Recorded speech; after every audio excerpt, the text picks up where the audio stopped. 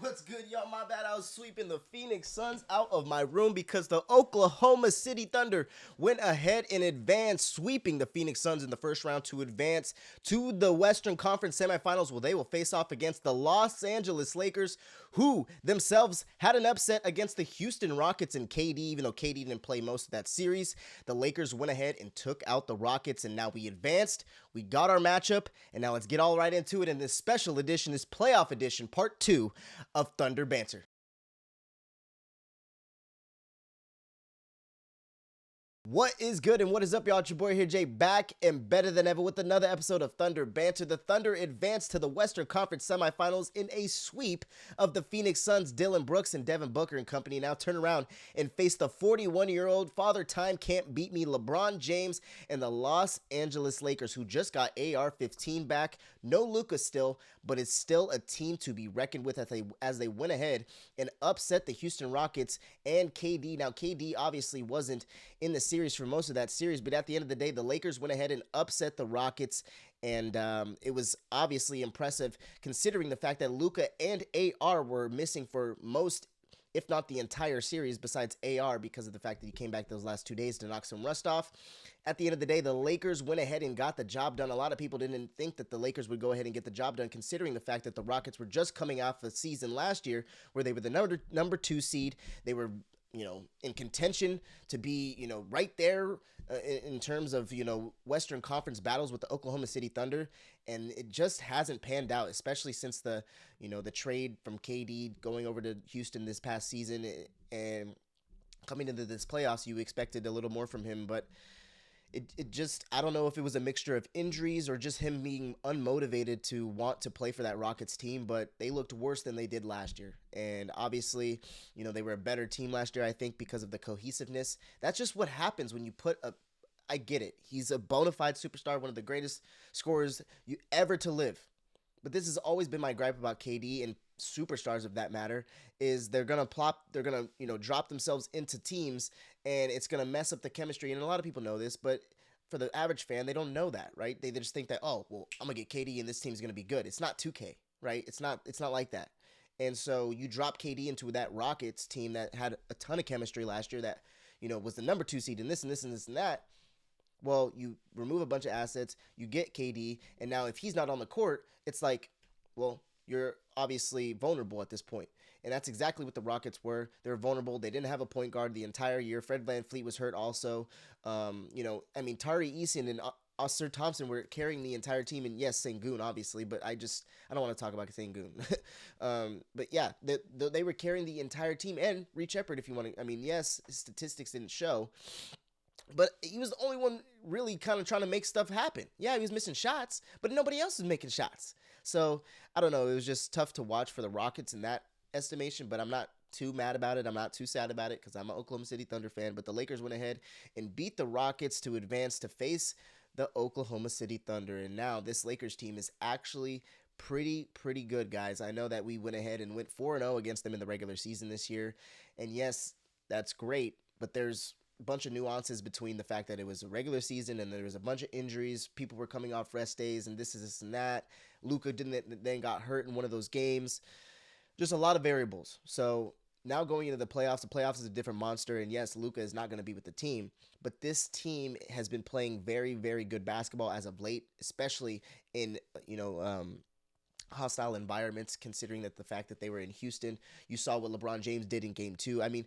It's just ridiculous what he's doing at age 41, guys. I know that every conglomerate, every ESPN, everybody's talking about it. Every site on social media is talking about how crazy it is to see LeBron James doing what he's doing. But it is truly just crazy, guys. 41 years old. We have to keep repeating that because I think that in 10 years from now, we're going to be like, dude, he was doing that. Yes, we get it because we're never going to be able to see something like this again, guys. You know, I'm one to always root for like Shea and my team and but my favorite players of all time, I'm always gonna give my flowers to. And LeBron James has been absolutely ridiculous, not just this playoffs, but this entire season. What he's been doing to be a model of success for the Lakers, and not only that, but his son on the team. I mean, it's crazy to see a lot of records broken, a lot of firsts broken, And it's because of this man. He's setting the standard. And, you think about, what players, you know, you want to be, when you idolize somebody. And I'm not saying you want to be LeBron James, but the way that he goes about his business, the way that he carries his body, the way that he, truthfully devotes his entire life to this, which is basketball and obviously being the best that he can be, it's truly remarkable. It's truly remarkable. I understand that Jordan and everybody was, the greats. Everybody, all the old heads want to talk about, oh, Jordan and this and that and this and that. They were not doing what LeBron James is doing. I'm sorry. Well, yeah, LeBron James has his fun, but they were not spending $1 million on their fucking body every single year to be able to get where he would. I mean, look at Jordan at 41 and look at him at 41. There's just levels to this, guys. There's just levels. And I understand Jordan probably had a good peak and he's 6-0 in the finals, right? All that other stuff. But at the end of the day, what LeBron James is doing is just utterly ridiculous. You got to pay attention to it. You got to give your flowers, and you got to just be present in the moment. Just sit down and watch a LeBron James game and just be grateful for what he's been doing, because it's been absolutely ridiculous. But enough about LeBron James and glazing him. Let's get into some Oklahoma City Thunder banter and dissect the last series of what and how we got to this exact moment. But it is a sweep, as many expected. The Thunder sweep the Phoenix Suns to advance to the second round of the NBA playoffs as SGA led the way. It did come with a price, as J Will, went out with an apparent hamstring injury in game 2, where it was an opposite hamstring that he had injured earlier in the season. Rather concerning, but expected to be back this series as it's a day-to-day and no rush to start their next series, considering the fact that, they were prolonging it at that point, the Rockets and Lakers. So no rush to get him back to start into this next series. But at the end of the day, we do need him. We do need him for this playoffs, and it sucks that it was the opposite hamstring that he was, obviously, taking care of and making sure that wasn't going to be bad. But at the end of the day, now we got both hamstrings, and I'm not sure, how soon he's going to be back. We're definitely going to need him for this series, and we're most definitely going to need him if we advance and play the San Antonio Spurs, because I'm most likely than not that's going to be who we will be facing in the next round. But at the end of the day, we need to face the GOAT James right now. And after a couple nights ago, the Lakers won and advanced in Houston 4-2. After Houston forced a Game 6, the Lakers managed to seal the deal after what was a 3-0 lead, and then they went ahead and Houston won 2 games. Looked like they were going to force a Game 7, and so everybody was talking about, oh, is LeBron James going to blow a 3-0 lead? LeBron James will never blow a 3-0 lead. I'll just tell you that much, okay? Also prolonging the timetable for Luka and Dub to come back, so that's okay, right? Obviously, prolonging that, Game 1 until tomorrow makes it easier for Dub to come back and maybe even Luka to come back, and that's not what you obviously want, but I want Dub to come back more than anything. You're right. So making sure that he is not rushed back, but also having those extra days is awesome for that. For Luka, it is looking grim, as it's not a given he will be back in the series, but a slight possibility. But in the end, he needs to recover, and I don't think that they're going to be rushing him whatsoever. Yes, it is the playoffs. Yes, they are on a run, but the future of Luka Doncic and what they want from him, you don't want to risk that. And, hamstrings and things of that nature, and, anything, bleaks, anything in the legs, I just think that you should just limit, because hamstrings are just, they could immediately right back at you and be like, oh, you want to test me after okay, bam. Trust me, guys. I've had hamstring injuries. It is not fun. But let's break down the past series versus the Suns and preview the matchup versus the Lakers before we get out of here. Game 1 versus the Suns. The Thunder absolutely dominated and show why they're the number 1 seed in the entire NBA, beating the Suns 119-84 as Shea led the way with 25, 4, and 7. Shot 15 of 17 from free throw. This game had a fair share of his free throws, and truthfully, I'm not the biggest fan of that, but at the end of the day, if you get your points, you get your points. But managed to take advantage of it. Dub also had 22-point outing with 7 and 6 to accompany, while Chet also had 16 points with 2 blocks and 2 steals. Isaiah Joe and AJ Mitchell both played good minutes and had 9 points off the bench, as the Thunder, as a team, shot 45% from the field and 30% from 3.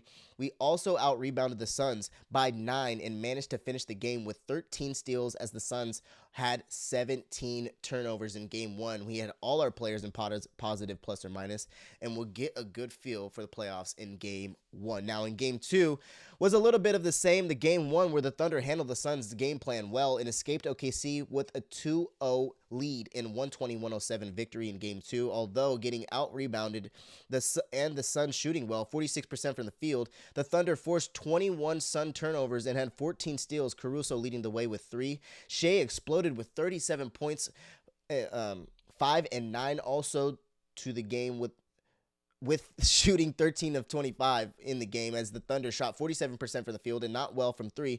Only 14 of 40 from 3, 35%, which is not terribly great.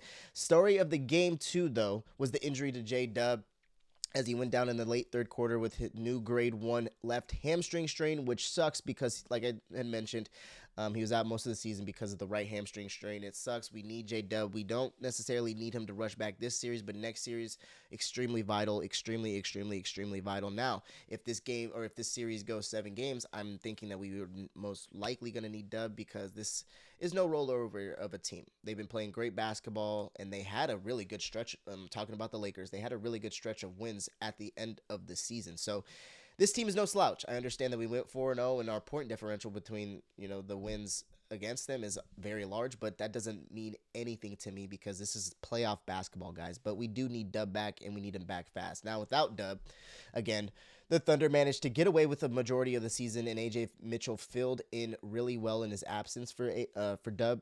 Mitchell had a fantastic game off the bench in this game where Dub went out 14-5-5 with 29 minutes, which is more than his usual, as Dub and Chet were the only other starters in double figures before Dub went out, both with 19 points.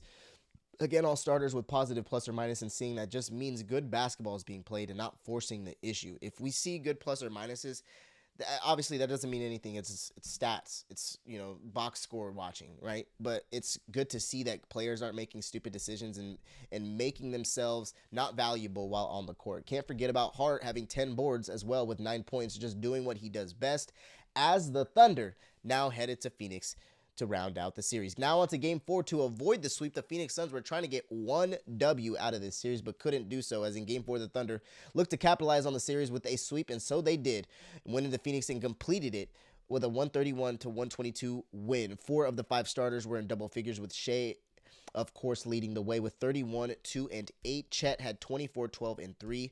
Kenrick Williams getting some playing time, and Cason Wallace also had double figures off the bench. Thunder shot 54% and 54% of the field and 50% from 3, while turning the ball over more than they usually do. Thunder also out-rebounded the Suns, but also had less blocks and steals than the Suns. Suns also had 53% from the field and 36% from 3, as all their starters basically played 30 minutes. 29 minutes was one that wasn't. Thunder completed the sweep in a fashion they had liked, while never trailing in this series, and now we're 12-0 in the first round under Mark Daigneault. Absolutely ridiculous, and just shows the dominance of what this team has been able to do over the past 2 years. Mark Daigneault is obviously the culprit and the reason why. Yes, Shea and the players are the main reason why, but the way that he manages to game plan and put the rotations in and not make everybody feel like they're not involved is absolutely ridiculous, and that is exactly why we're 12-0 in the first round. First 3 seasons with Mark Daigneault, 4-0, 4-0, 4-0. It doesn't matter who we play, we are going to sweep, because that's just what history says, right? The ability for him to game plan and not be satisfied is ridiculous, and I love that for Mark Daigneault, and I hope and pray that he continues and we extend him, because right now this is the best coach in Oklahoma City Thunder history. Truthfully, I believe.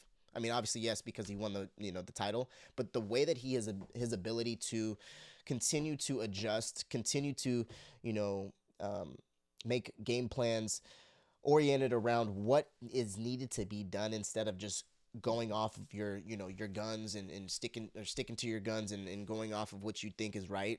No, it's ability to continue to adjust each and every day, each and every week, each and every game, and that's exactly what we see from Mark Daigneault, and I just want to give him his flowers. But now it's on to the Western Conference semifinals, as the Thunder will now face off against the Los Angeles Lakers and the 41-year-old version, the 41-year-old prime of LeBron James, who's been on fire this playoffs, guys. Been on fire. But after the break, we'll get into the little preview of what we can expect from this series.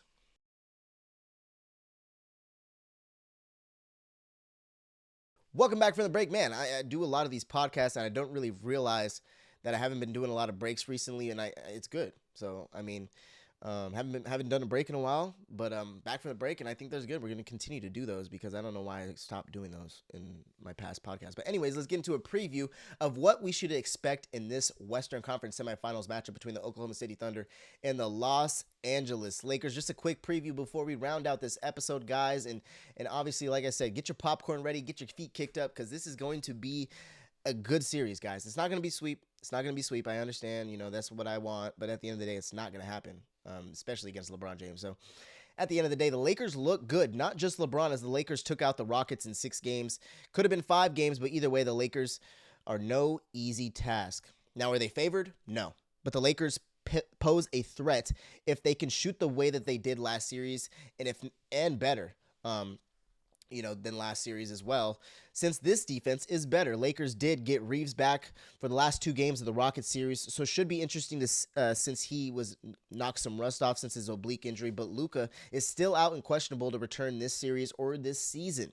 They did take out the Rockets, who were favored in the series, and LeBron is playing good team basketball as Rui and Ayton are also getting involved more. It's great to see, the mid-range working for Rui and Ayton actually being more physical down low, but I don't know how that's going to play, obviously, with Chet and Hart doing the 2 big rotation. Rui has been lights out with the mid-range, and Ayton is crashing the boards. Will be interesting to see the game plan versus Dags and JJ Redick, as JJ Redick has been good these playoffs and looks to prove even more than he already has. Not sure how much of a supporting cast we may see, since this Oklahoma City Thunder lineup is stacked top to bottom when it comes to players who know their role and thrive in it. So they will need minutes from LaRavia to, obviously Ruri, but they're going to need a lot more minutes from like Kennard, for sure, but need quality minutes from these guys and extended quality minutes because of the fact that this depth is so big, and I'm not sure if Bronny's ever going to get a look at the floor, or any of these other guys, right? There's going to be a lot of minutes used between, the core players that are used, in that 7-man rotation that JJ likes. In the end, the Lakers have been playing good basketball and are going to give the Oklahoma City Thunder a challenge, regardless of what the stats say about us all winning all 4 games in the regular season. Yes, I get it. The stats say that we, swept them in the regular season, and we have a 29.5 point margin when it comes to these wins. But that doesn't matter to me because this is playoff basketball, and this is a completely different season. That's the regular season for a reason. So at the end of the day, kind of got to flip the script and be able to be like, all right, don't matter. Yeah, we beat the shit out of him. And like I told you earlier, there's variables to those wins. So regardless of what the stats say, this is a team that is not to be taken lightly whatsoever. Rebounding and 3-point defense are obviously an emphasis, but stopping the 41-year-old locomotive who is moving like he's in his 20s, distributing the offense with Luka out. So got to stop him. Obviously, every game plan is to stop LeBron James. But, man, this is the first time I've ever had, like, one of my favorite teams face off against LeBron James in the playoffs, man. It's kind of crazy to think about. I mean, other than the finals, back in 2012. But you get my point. We really haven't had a series where we faced LeBron James, at least in the history. He's been in the Eastern Conference for so long. But at the end of the day, this is the first time that I've ever had to kind of like prepare for LeBron James. So it's kind of cool. But in the end, it's 20. Like I said, he's acting like he's 20. And he's distributing the offense with Luka out. So he's going to continue to give time for Luka, right? Continue to make sure that Luka can get back, because that's literally the goal. Now, let's see how spaced out these games are. Obviously, the first one's tomorrow on Tuesday, and then we got Thursday is the next game for that. And then we got Tuesday and then Saturday, and then Monday, and then Wednesday and Saturday. So yeah, these games aren't spaced out as much as, the last series was for the Lakers. The Lakers had like sometimes 3 days off before their next game. I mean, Sunday, Monday, then Tuesday, then Wednesday, Thursday, Friday. Sometimes they would have 2 days off. Sorry, not 3 days, but 2 days. This is not happening. They're only getting 1 day off. It looks like in each of these games. So I'm not sure. No, there's 2 days off in between 6 and 7 or 5 and 6. But either way, you get my point. They're gonna try and prolong the series so they can get Luka back, and that means winning ball games. And right now, the way that they're playing, it's pretty good. It's pretty good, guys. I would not consider this team to be taken lightly. Like I haven't mentioned, focus in this series is to limit the 3-point shooting. If the Lakers can go ahead and shoot the way that they have been shooting all season long, and even better than they have been all season long, then this can be a scary matchup considering the fact that we don't guard the 3-point line that very well. Suns did shoot the ball relatively decent, the entire season and had good stats in that category. But at the end of the day, when our defense plays against these teams, the stats go out the window because of the fact that you don't play the Oklahoma City Thunder defense every single night. So obviously your stats are going to be inflated. Now, when you play them in a 7-game series, let's see what your stats are. Now, my point to that is that the Lakers are playing good basketball. Now, either way, we slice it, they're going to be playing even better basketball than they were playing before because of the fact that they get their pieces back. They got LeBron James back in most of them, if not all the games. And now they're actually shooting the ball a lot better because Luka isn't necessarily having the ball in his hands 90% of the time, right? Everybody's getting touches. Everybody's getting shots up. You see Marcus Smart going ahead and dropping 20 points. You see freaking Rui Hachimura going ahead and dropping LaRavia, Kennard. The distribution of what's happening right now is exactly what I'm scared of, in the fact that if everybody gets going shooting the 3-ball, it's going to be hard to defend, right? That being said, when you do play Oklahoma City Thunder defense, it's a little bit different because of the fact that your stats are not as good because you're not playing Oklahoma City Thunder every single night. My bad, hit the screen. But at the end of the day, you get my point, guys, is we are going to have to step up a little bit more, making sure that all these guys are not getting involved, because if that happens, it's going to be a long, long series. Not to mention the fact that we don't want to get too tired, right? Our depth is a little slim right now because J-Dub is out. And not to mention the fact that we aren't the best rebounders, right? Lakers are a little bit taller team than usual. They're a little bit longer. They could play some good defense. But my issue right now is the fact that yes, we have a 2-big rotation. Are we going to continue with that 2-big rotation? Or are we going to have Hart come off the bench? I'm thinking about that type of scenario only because of the fact that I don't want to be out-rebounded every single game. I love the 2-big rotation and the fact that, when you don't have necessarily a big like we did last series, then we can go ahead and get away with that. But when we have Ayton and we have somebody else off the bench like Jackson Hayes, we can't have a liability or somebody that can't guard him. Now, J Will can guard him. I'm not concerned about that, but I love J-Dub in the 4, not the 5. So if you can go ahead and put him at the 4 and not the 5 and put Hart at the 5, I think that can be a good rotation for the second rotation. But at the end of the day, who knows what Dak's going to do? He's going to put the 2-big lineup out. Is he not? My prediction is that he's not, and he will put Chet out there and have Hart come off the bench. But who knows, guys? Who knows? We need to go ahead and stop the 41-year-old locomotive, and that's the number one priority, and make sure that he doesn't distribute the offense, because that is exactly what makes the engine go, right? Everybody else around is obviously the reason why, this could be a very long series and them making shots. But if we don't stop LeBron James and him passing and distributing this offense, it's going to be a long, long, long series. When you have 2 head coaches, what I mean by that is LeBron's 41, JJ Redick's 41. They're both head coaches. So when you got 2 head coaches on one team, it's a disadvantage already.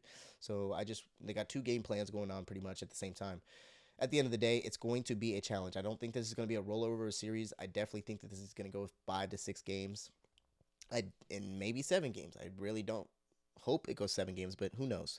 It's going to have to come, into play versus the Lakers. Everything that what I just talked about. Tomorrow versus the series as it begins. So strap up. Tomorrow it begins. So strap up. Make sure we're ready to watch some NBA Western Conference basketball, some semifinal basketball. And, man, let's stay tuned in, y'all. But that is what we got for today. Little preview, little, recap of last series and diving into that. And also, a little 2 cents of how we should win the series, how we should approach this series. And, let's see what happens, man, against this 41-year-old prime. LeBron James. But that is a wrap of this episode of Thunder Banter Playoff Edition Part 2, as we are now in the Western Conference semis. Woo!